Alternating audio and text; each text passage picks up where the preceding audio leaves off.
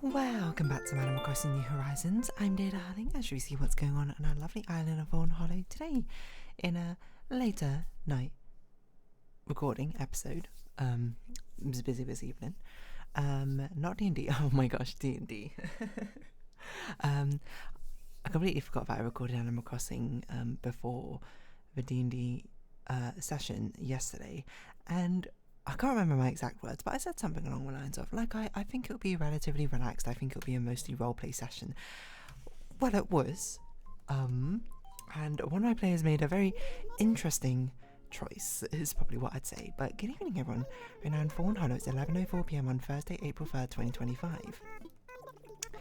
So, what essentially ended up happening was wildly crazy, is all I can really say. But essentially, how do I summarize this? I mean, I spoke about this group before.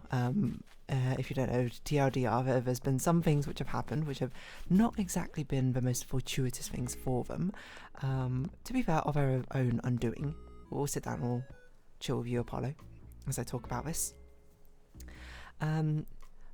The first one was basically the TLDRs were investigating this group, this gang, or whatever, this crime potential organisation of suspicious activity, and at the same time they entered like a tournament arena, and it was meant to be sort of big sort of build up, and then like it was meant to be like a reveal towards the end that the people running this tournament is that same organisation which they're investigating. But they met the CEO essentially pretty early on, and they were like, oh, he's a pretty nice guy, so they were just ended up telling him everything. Now, the telling him everything part was not super intentional. The player who said it initially, she was like, oh, when I said tell him everything, I kind of meant just like tell him about like the bragging about like this, let's say, dungeon raid we kind of did or something. But I was like, you mean, but she just said, I tell him everything, and I went, everything? And then she rolled with it and was like, yeah, which was a very interesting reveal where they just went, oh no, we kind of messed up here. But then they kind of pulled themselves out of that hole and being like, all right, you know, let's like play dumb, you know, that sort of thing, and see that we sort of buy into it. And then I spoke about the most recent one. I think like the Animal Crossing episode's called like Trainwreck Plan or something, where they basically want to like investigate this organisation, but they came up with sort of a plan, a vague idea of what to do, but immediately it just goes awry some way or another, with them just destroying a toilet and destroying one of them like mechanical automatons. It was wild, it was crazy, and it was not at all what I expected to happen. I thought they would play it a bit slower than that, but it just immediately kicked off and basically shot that plan. But so they were just like, okay, you know, well, on the plus side is the plan failed so early that the people, the organisation probably think we're very, very incompetent. So this was the session immediately following after that. They basically cleared everything up because one of the people who works in the organisation was like, look, we kind of like you, let's try and work this out together, I'll vouch for you, and that sort of thing. And then the CEO again was like, oh, I don't want this animosity between us, let's just like water under the bridge or something, etc, etc. A rather diplomatic potential force that they're against. So this one, like, they started off being like, we gotta like lay low for a bit, you know, we gotta like chill out, relax, you can still investigate and that sort of things, but we can't do it in such like an obvious way, which is like, yeah, that makes sense. But one thing I will say is, in that previous session, my plan is that within this organisation there was going to be two characters, like there's a whole variety of different personalities of NPCs, but for these two in particular, I was thinking about the fact that I was like, you know, there aren't many characters who are meant to be like unlikable. Like most of the characters I've created, NPCs, like even where if they're force are good or force are bad, are meant to be sort of like reasonably likable in some way or another. And now, you know, that they're getting into further acts, I'm taking more like not extreme personality traits, but much more less sort of just friendly, straight off the bat sort of personality traits. Like one of I talked about like the girl Failure character in in the other group's campaign, who is meant to just be not like quite a pity party, but she's meant to be like such a wet blanket, but it's not quite off-putting. Like in some ways it's endearing, because I love her as a character, of course, but if you knew her as a person, she'd probably be incredibly frustrating to speak to.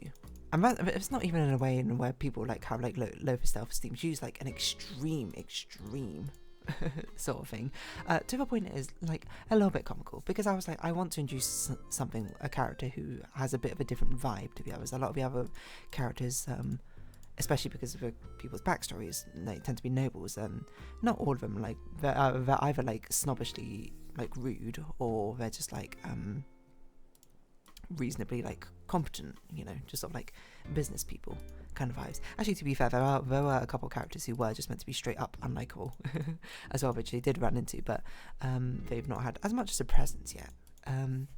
Anyway, that's not to say that Girl Vader character is meant to be like hateable or anything, but she is meant to be like a very different flavour of character, I think, where it's not the reason she's likable is not for necessarily that she's her like benevolence or something. She's like a nice or kind character, but she's very how shall I put it?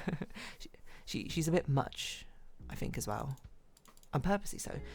I don't know if the players necessarily found all that a bit much. I think, you know, it actually comes off as quite endearing, to be honest, because you can tell that she's trying, which I think is quite sweet. But yeah, but TLDR is that she was meant to be like quite a sort of different flavour of character. Anyway, I was thinking about this for this group's campaign, because this organisation that are investigating, the people that we've met so far have been reasonably nice. Like there's like the face, the person who like talks with the people and the customers. He's like very nice, sort of charming, friendly guy. The CEO, he's not like super talkative or anything, but he's like seems to be like a sort of gentleman-like character. The other character they met, they've had like a brief interaction with, but he just seems like sort of like a jolly uncle kind of type. But I was like, okay, we're introducing like two other characters, and I think this is a real opportunity to make them a lot more like antagonistic in a sense, because it should be like a variety of different characters, and I don't really want to make people who are allies super antagonistic, because, you know, if I want them to be allies, I kind of want them to appeal to the party. So if they're going to be antagonistic, it needs to be in a way which feels like respectable, sort of like banterous. So one of the characters, she is essentially quite antagonistic in the sense that she's kind of like a character which you love to hate, is probably what I'd say about it, where she is undoubtedly a mean character, and unjustifiably so. She's kind of a type to, you know, sort of like roast you and just be like, oh, I'm just joking, like, why are you taking it so seriously, come on. Or like not care that much about your feelings. She's very much sort of like self-serving in that way. She'll put you down to because she'll think it's funny, essentially. Taunting, perhaps. For whatever reason, one of my players just immediately loved her and had a conversation, like saw her completely roast one of the other party members, and then like start speaking to them, and he just went, hey, are you single, essentially.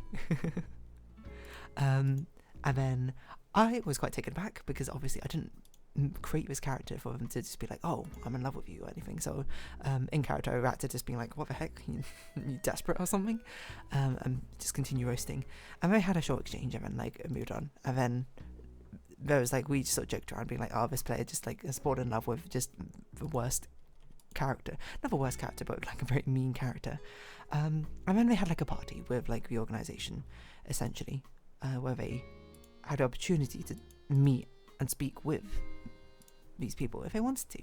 There they met the other character who I introduced, who she is meant to be just straight up like horribly rude for no reason. The way like I imagine her in my mind is she's just got like such a smug sense of superiority that she sees everyone who does not meet whatever invisible, probably even hypocritical standards she has as beneath her and not worth her time. So she's just she's vitriolic. That's probably the best way I can put it. For no reason, like the character's just saying hi, and she's like, yeah, I don't really want to deal with you, right? So just leave if you would. It's, you know, she was meant to be like she's a character who you hate to hate, kind of, right? because there's characters where like they're evil and they're horrible people, but you kind of like love them, but like endearing in that sense. And there's characters who are horrible people and evil, and you just hate them with every fibre of your being. That's what these two are meant to be. So where does that bring us to? For that player who is infatuated with the love to hate character,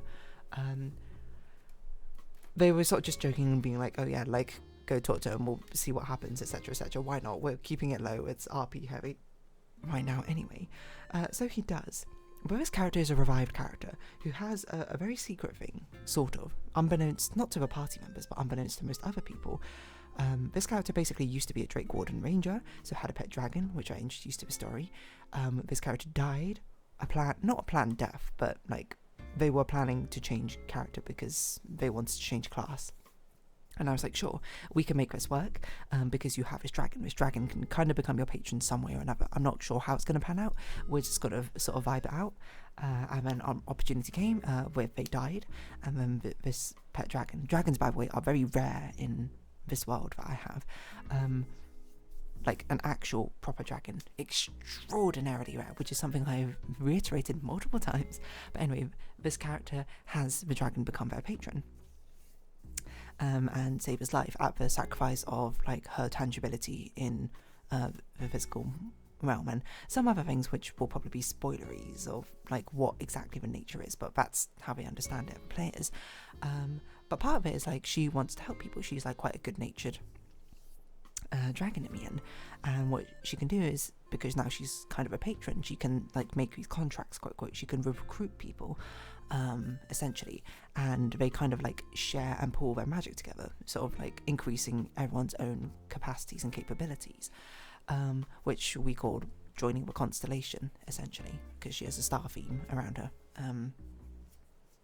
So then this character, which is nice, has more of a quest rather than just sort of like having this ambiguous, he was a mercenary, had a bad life or whatever, now he's just sort of trying to find his place. Now he has found his place, you know, he has the patron, which is his daughter essentially, and he is going around trying to help people, like trying to learn how to be a good person and trying to learn how to help people and allow them to join the constellation for benefits. The first character he recruited was, you know, it was more just like a happenstance sort of thing. It was basically one of the few characters who don't currently follow a deity and would probably be willing to do this anyway. And he navigated it socially, like reasonably enough that it worked, and that character joined. And the idea is that now it's sort of like a MLM, weirdly, in the D&D sense, where people now can like recruit other people to join the constellation. So you can maybe see where this is going. So one thing is that because everyone's sort of linked, they can now get like opportunity to talk to this patron, this dragon, and this dragon is very magical, very powerfully magical. So this player lets it slip during a conversation with the love to hate NPC that he has like this dragon is access to. As I say, dragon's extremely, extremely rare. So she's just like, you're joking, what are you talking about?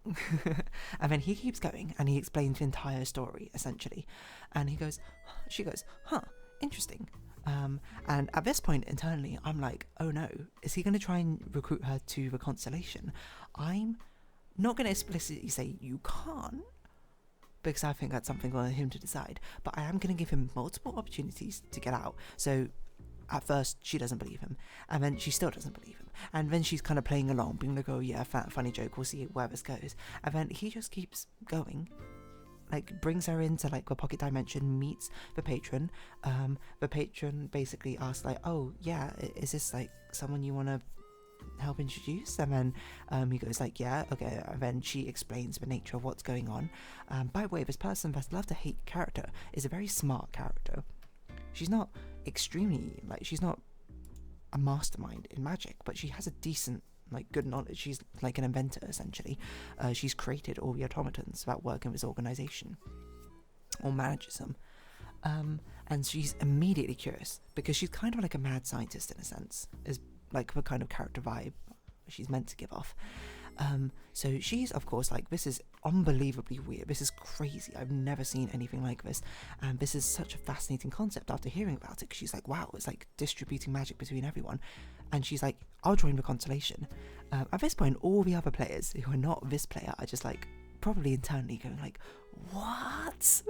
You are inviting one of the antagonists, probably, one of the people we're organising, who are against us, who know we are investigating them, to basically one of the strongest allyships they could have for this party. And it's absolutely crazy. But obviously these players can't do anything because they're in this pocket dimension. So there's amazing sort of dramatic irony, which the two of the other players played afterwards, being like, oh, our friend just like took one of the antagonists to a pocket dimension. You don't think he's going to try and recruit her to the constellation, do you? Lo and behold, she is recruited essentially. And then the rest of the session is him basically being like, wait a minute, did I mess up? Oh yes, I messed up. Okay, let's find out how badly I messed up. The answer is pretty badly, I would say.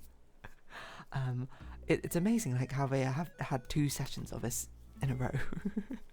The first one, like the way I described it after everything is well and done, I'm not going to go into the rest of the details. The rest of the details was like a lot of roleplay of them like trying to figure out what can and can't be done. Because this patron tries to be very fair, she can't forcibly kick someone out of a constellation unless, well, we'll see if there could be some caveats to that. They can optionally leave though, because it's meant to be like a pretty good thing for everyone. There's not really much of a downside. She's not an evil patron. People just get access to magic essentially, and this sort of like interwoven connection. And of course, from the patron's perspective, she doesn't know who this person is. She trusts her father basically to bring people in who need help or deserve help, and then she will do the magical work. But this is very much lust, I suppose, pulling this player or character, I don't know, forward into recruiting evil. Like, it's sort of like a if evil, why hot, except for from my DM perspective, it's like, I didn't mean for this character to be hot, and then the other players are probably like, this character isn't hot, this character is really mean. But here she is, part of like the alliance, kind of. And yeah, the rest of the session was basically like some of the other player characters being like, you messed up, we need to figure out how badly you messed up. And when I spoke to him basically after, where we were just like, Katie, darling, like, how big a mess up was that, sort of thing, in line with the other mess ups. And I said, okay, the train wreck plan from the last session was a pretty big mess up, but it really was quite a short term mess up. This, I said, is quite a long consequence mess up. This is a really bad thing, because not only did they expose he exposed like a secret which they didn't necessarily know about. This is like hidden information to people which they are suspicious of and probably are antagonistic against, and not only gave them access to that power, they basically shut off their own connection to that power as well, because basically they were like, okay, full damage control, because now she might try and recruit everyone in the opposing organisation to the constellation. That's bad, we can't do that. So he was like, okay, patron, you cannot recruit anyone anymore to this constellation until we figure this out, which basically cuts off an amount of magic which can get into the system. It limits it essentially. So it's like, I was just kind of like, oh my god, what is going on? But they're gonna have to figure out exactly how they're gonna get themselves out of this hole. Possibly they won't, I don't know. I don't think I'm gonna make them face a bad ending, but they are going to have to be pretty smart and careful about this, in a way which makes sense, because that was a very, very strong trump card, which is now in the hands of the enemy essentially. And exposed. So yeah, I don't know what's going to happen. And I was thinking about this as well. It's like such a big contrast between the other two groups. Like this group, like seeing this happen and then being like, yes, oh no. And the other group having quite like well thought through plans. Like even the chaotic moments are chaotic, no doubt. But they still sort of like restrain it as well. They like give themselves focus, like one major thing is that they talk and be like, what do we want to do before we do this in the downtime? And they plan things through, including like one just absolutely amazing session where they basically just got almost all the information that they could have wanted from just like a well executed, thought through plan, which was like multiple sessions in the setup. It was really, really something to behold, and I was very impressed. But I don't know, I mean, as I said, like the two groups have very different energies. Like one of them I said I described as basically like a group trying to stay in the shadows but and also do their sort of investigation. It kind of feels like a detective novel in a way, and the other group feels like, I don't know, Guardians of the Galaxy or something. Anyway, I don't know what else to say about that, but we'll see what we title this episode. So if you have been watching, thank you very much. It's been Animal Crossing New Horizons, and I've been Dear Darling. Likes, comments, subscription, shares, greatly appreciated. Socials, Discord down below. Hope to see each other again, but for now it's our farewell. So until next time, bye bye for now.